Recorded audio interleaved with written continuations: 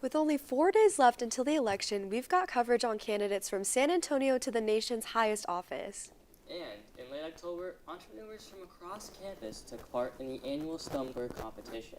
Stick around to find out who took home the $25,000 grand prize.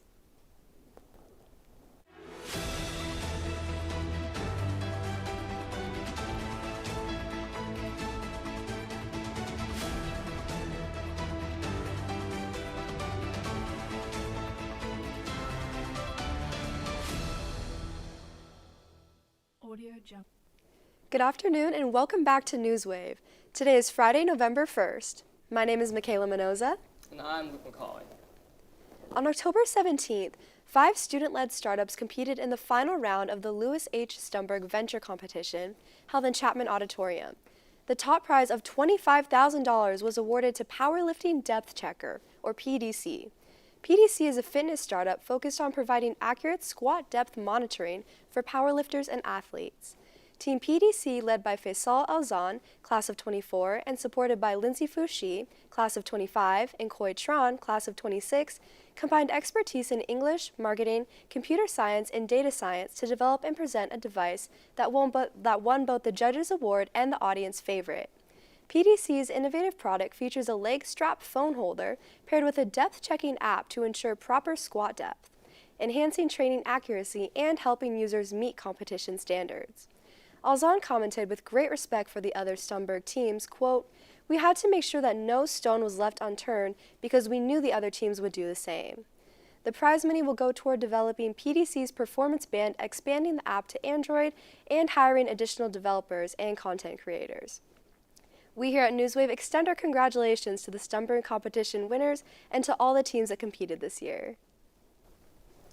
Trinity students are raising concerns over the seeming lack of attention regarding Trinity's sustainability efforts. University leaders point to the Trinity website as being the main source for checking all sustainability efforts. However, the website itself is outdated. The website still notes John Sheridan as the Director of Sustainability, a role that has actually been vacant since June 2024. It is not planned to be filled during this academic year. The website also refers to a committee consisting of representatives from Allmark, Trinity's previous food service provider from over a year ago. Ernesto Gonzalez, Associate Director of Facilities, reassured students that recycling is an active program implemented on campus. Sophomore political science major Madeline Stovall, an SGA senator, expressed her challenges regarding her efforts to address this sustainability issue, saying, quote, "I really want to see more active effort in getting information out to students. I think that there should be more of a clear train of communication because students have so many questions on sustainability, yet there's not many places to find answers," end quote. Trinity welcomed a new Title IX director to campus. The office is expanding to include a new position that covers equal employment opportunities. Michaela Postel has now officially begun her role as the new Title IX director. And interim director Katika Harris will be wrapping up her outstanding cases before the role fully transitions over to Postel. Wiley Graham has also started his role as the Director of Equal Employment Opportunities, and his role is over Title VI and Title VII that cover discrimination based on a protected class. Postel talked to the Trinitonian about her goals as the new director, saying, quote, "I know oftentimes Title IX is looked at as a punitive option, and that's portion of what we do as the investigative service, but I really want to focus on the education and training efforts, making sure that our students, faculty, and staff see us as a resource, that we're here to support survivors and respondents because we are a neutral party who may be going through the Title IX process with many resources, options, and supportive measures," end quote. To get in touch with the Title IX office, send them an email at eos@trinity.edu or stop by their office in Northrop 210. Still up ahead, Texas has a seat up for grabs in the U.S. Senate this election cycle. Newswave has a breakdown on the two candidates, their fundraising success, and their policy positions. Also, both presidential candidates made trips to Texas last weekend, and San Antonio made national headlines after an incident at a polling location. Stick around. Newswave will be right back after the break. Patriotism. It inspires passionate debate, and it's worn like a badge of honor with good reason, because it means love and devotion for one's country. But what really makes up this country of ours? It's the people. To love America is to love all Americans. This year, patriotism shouldn't just be about pride of country. It should be about love. Love beyond age, sexuality, disability, race, religion, and other labels. Because love has no labels.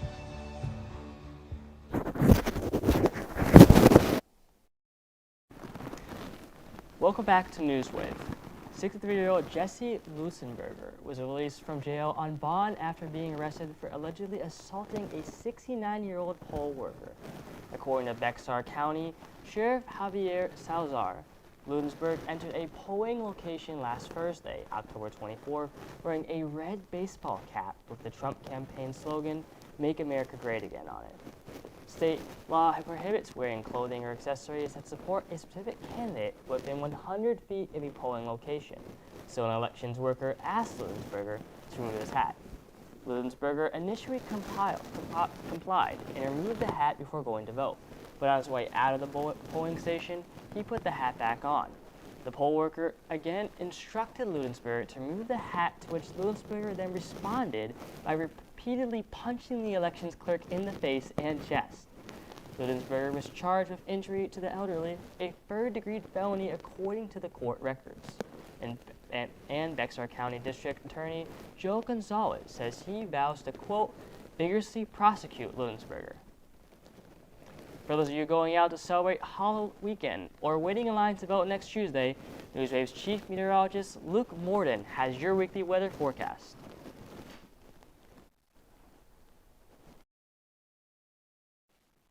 Hello everyone and welcome to November. I hope you all had a great Halloween and are ready for the weekend.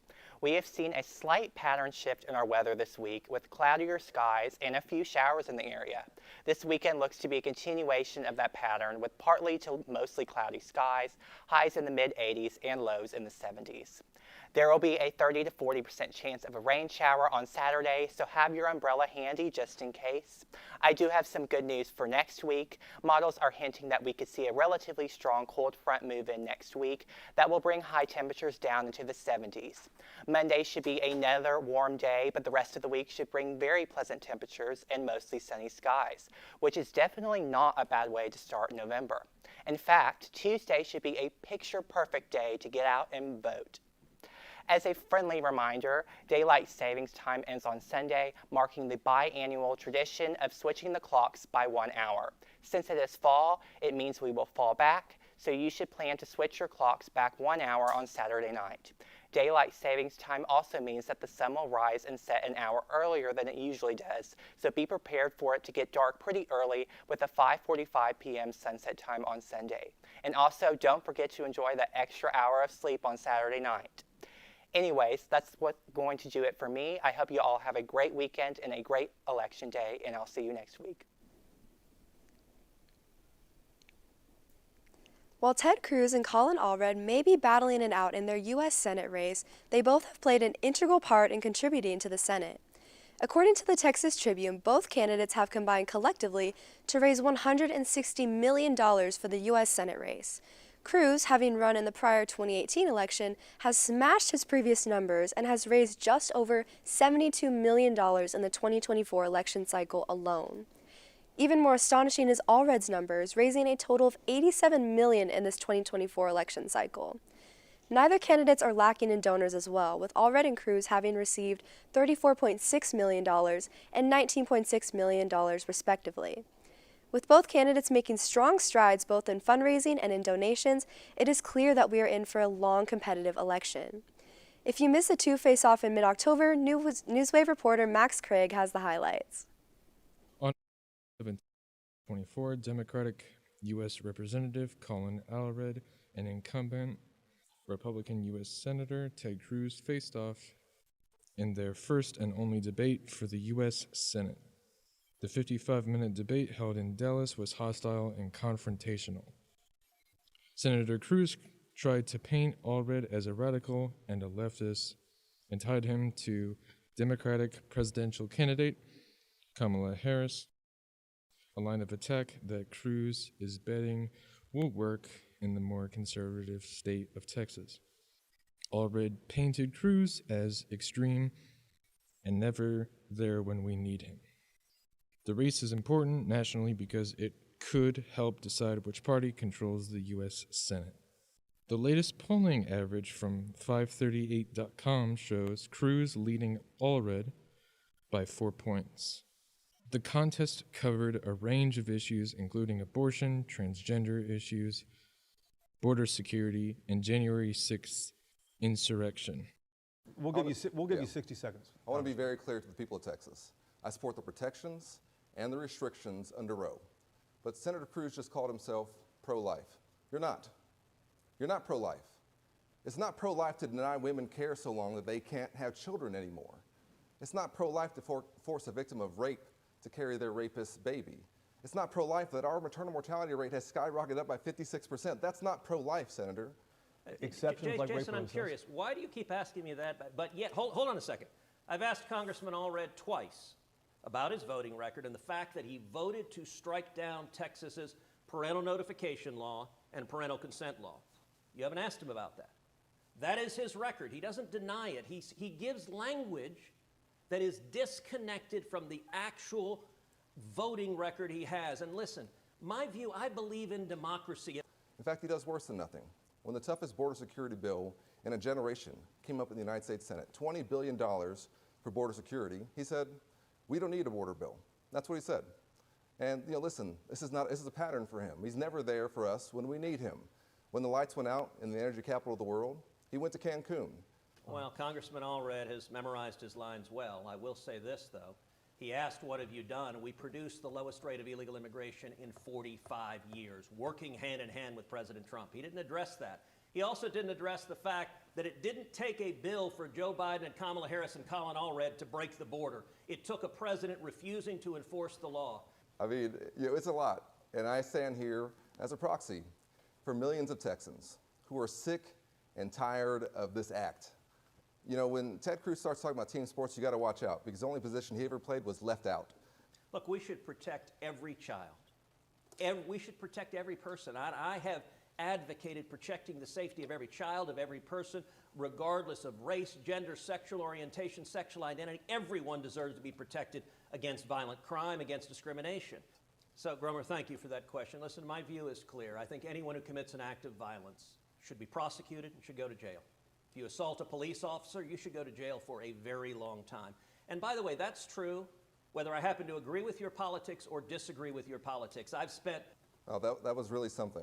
I have to say, you can't be for the mob on January 6th and for the officers. You can't. And it's not funny because you're a threat to democracy. Sure. I was on the House floor when we went through the votes. I remember when you objected to the results in Arizona.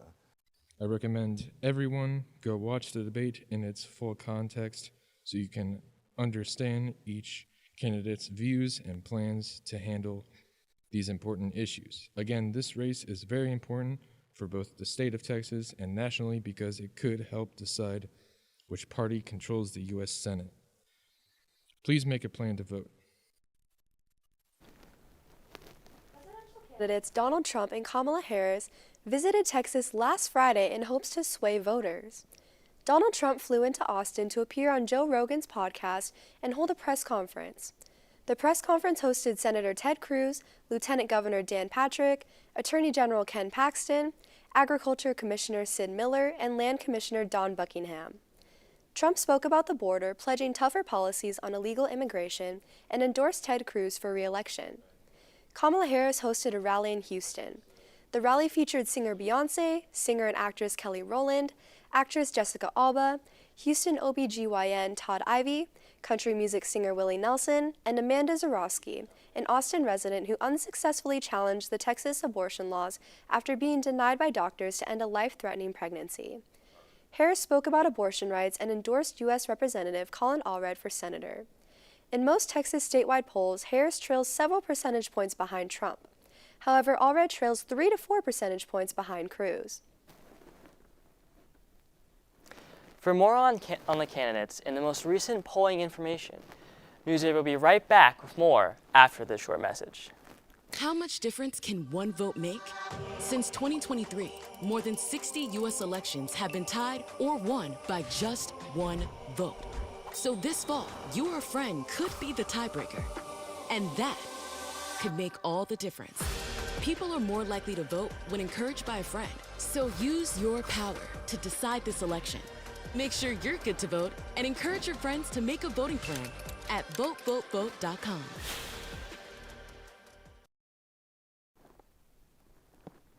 Election Day is officially 4 days away. The New York Times is showing a razor-thin race as of this morning. As of today, Friday, November 1st, the New York Times predicts that Vice President Harris leads former President Trump by less than 1 point, with Harris holding 49% of current projections compared to Trump's 48%. With this tight of a margin, it is likely that the election will come down to several key states. There are 7 swing states, and the results are being predicted for them as well. In Wisconsin and Michigan, Kamala Harris leads by about 1 percentage point. Meanwhile, in Pennsylvania, North Carolina, Georgia, and Arizona, Trump is leading by equally thin margins. And in Nevada, polls show the candidates are dead even. Make sure to get out and vote if you haven't already, and Newswave will report on the final result as they become available.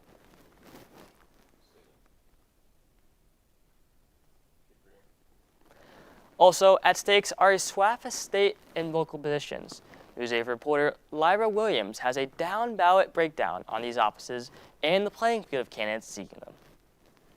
Voting has already kicked off in Texas, but there's more than just the presidential election. With so many names on the ballot, how do you choose?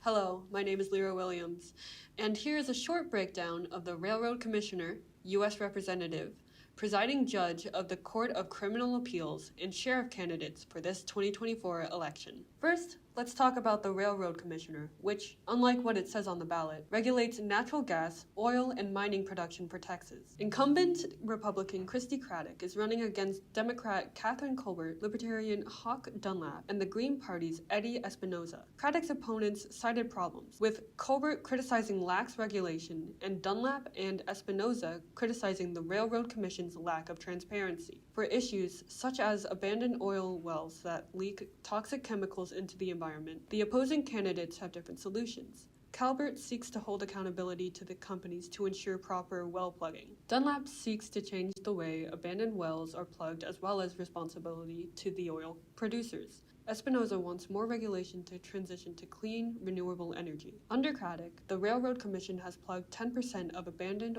open oil wells in Texas. She has proposed recycling fracking water and says she will, quote, keep the economic engine of the state moving, end quote. Next, the U.S. Representative District 35 race has Republican Stephen Wright running against incumbent Democrat Greg Casar. Stephen Wright advocates for the Second Amendment to bear arms, would expedite citizenship for law-abiding citizens, and supports veterans. Greg Casar is a co-sponsor of the Assault Weapons Ban and Bipartisan Background Checks Act, co-leader of the New Way Forward Act, and strongly supports reinstating abortion nationwide. In the judicial field, Republican David Schenck and Democrat Holly Taylor are both running for presiding judge of the Court of Criminal Appeals, which is the highest court for criminal cases in Texas. Both Schenck and Taylor emphasize the importance of impartiality for a judge. However, their philosophies differ. Schenck emphasizes a literal interpretation of the law as it is written, while Taylor emphasizes equal treatment for the accused people. Current Bexar County Sheriff, Democrat Javier Salazar, is going for re-election against Republican Nathan Buchanan. Buchanan focuses on drug and sex trafficking. He promises to protect law enforcement for doing their jobs, build trust between law enforcement and the local community, and transparency. Sheriff Salazar focuses on domestic violence and the ease which young people can obtain guns. He claims he always exceeded the minimum training requirement for his deputies, and that every crime issue should be resolved through enforcement and public education. Those are only 4 races out of the many that will be on your ballot. We strongly encourage you to do further research. Remember to be informed and make your vote count. Thank you. McDonald's has been under fire due to an E. coli breakout linked to their Quarter Pounder hamburgers. At least 90 people have reported that they have fallen ill, and 22 of those cases involved hospitalizations. The FDA and CDC have surmised that the slivered onions on the hamburgers are linked to the illness, and the onion provider has issued a recall on 4 of their raw onion products. McDonald's has now pulled the contaminated products from their restaurants until things are resolved, and the CDC says that the risk to the public is now low. Last Friday, President Biden issued a formal presidential apology to Native American communities for the atrocities committed against indigenous children and their families during a 150-year era of forced federal Indian boarding schools. According to CBS News, the president said, quote, "After 150 years, the United States government eventually stopped the program. But the federal government has never formally apologized for what happened until today. I formally apologize as President of the United States of America for what we did. I formally apologize, that's long overdue," end quote. From 1819 through the 1970s, the federal government collaborated with religious institutions to establish these boarding schools with the sole purpose of assimilating Alaska Native American, Indian, and Native Hawaiian children into white American culture by forcibly removing them from their families, communities, and belief systems. For Interior Secretary Deb Haaland, the United States' first ever Native American cabinet secretary, this history is personal. For decades, this terrible chapter was hidden from our history books, said Haaland. But now, our administration's work will ensure no one will ever forget. To finish up, we've got headlines from across the globe and your weekly sports update with Newswave sports editor Caleb Reed. We'll be right back in 30 seconds. Hate is loud. It gets clicks. It gets attention. Hate, however, is actually quite small. But love is the majority. Love fills our hearts, our lives, our every day.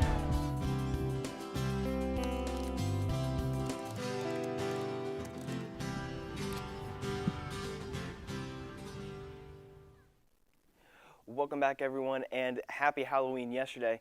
Last week was crazy for sports. Let's make sure to hop right on into it. First off, last weekend was a wild one for Trinity Athletics, and it was a huge one for football in particular. The Tigers hosted the Barry Vikings in a battle for what could be the SAA Conference Championship, and it definitely lived up to the billing. Both teams exchanged blows throughout the game, with Barry striking first before Trinity responded with a fumble recovery taken in for 6. The game will be back and forth throughout the entire game, being just one possession all throughout, and the game went into overtime at 35 all. Trinity ended up capitalizing by intercepting a pass on the first drive of extra time, and then Trinity kicker Tyler Huddle, who had just barely missed out on an opportunity to clinch a school record earlier on in the game, nailed a 33-yard field goal to seal the victory, 38-35 in overtime, to advance to 5-2 on the season. Meanwhile, while that thriller was going on, volleyball was finishing up their final home series of the season, hosting Southwestern, Randolph-Macon, and Concordia. The Tigers swept the ranked Pirates in a packed house on Friday night, before then Senior Day happened on Saturday. Trinity dominated the weekend with 3 straight sweeps at home to round out the final home matches of the season, and now they will be on the road for the final 3 matches of the year. All of this will be before the SCAC Conference Championship next weekend. Meanwhile, in professional sports, the LA Dodgers won the World Series on Tuesday night, taking down the New York Yankees 4-1. The series was marred by a controversial incident in Game 4 whenever Yankees fans interfered with a catch, reaching over the wall and forcefully pulling the ball out of the glove of outfielder Mookie Betts. The fans were banned from the deciding Game 5, where the Yankees ended up giving up 5 unearned runs in the top of the 5th inning, which then tied the game at 5-all. The Yankees scored again, but a late Dodger comeback was enough to secure the 7-6 win for LA and their first title since 2020. That's all that we've got for this week. Have a fantastic weekend, and I will see you all next Friday.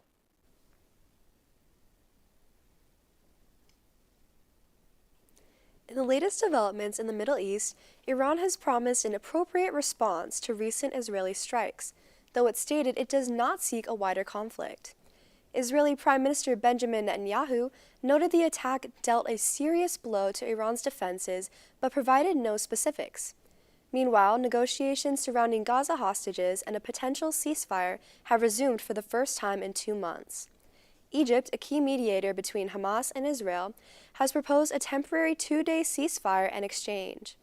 Tensions continue in Gaza as the health ministry reports that at least 30 medical workers were detained during 2 Israeli raids at Kamal Adwan Hospital. WHO officials have condemned the conditions, labeling recent attacks on healthcare facilities as deplorable. In Israel, at least 1 person died and over 30 were injured after a truck intentionally rammed a bus near a military base north of Tel Aviv, according to Israeli authorities. Japan's Liberal Democratic Party, or LDP, has lost its majority in the parliament for the first time since 2009. However, despite the party's continued dominance in the last decade and a half, this shift is not much of a surprise. The LDP has achieved all-time low approval ratings following a controversial relationship with the Unification Church, and most recently, a major fundraising scandal. After the recent election, the LDP and its commission partner Komyoto only hold 215 seats of the 233 needed for a majority. But LDP party leader and Japanese Prime Minister Shigeru Ishiba stated that he has no plans to leave office and that, quote, voters have handed us a harsh verdict and we have to humbly accept this result, end quote. All of this news comes at a very tumultuous time for Japan as its economic crisis only worsens by the day. And hopefully the shift in power can bring stability back to Japan's economy.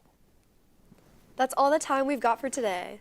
Join us next Friday, November 8th, where we'll fill you in on the outcomes of both the national and local elections. Until then, I'm Luke McCauley. And I'm Michaela Mendoza. Be sure to get out and vote, and we'll see you next week.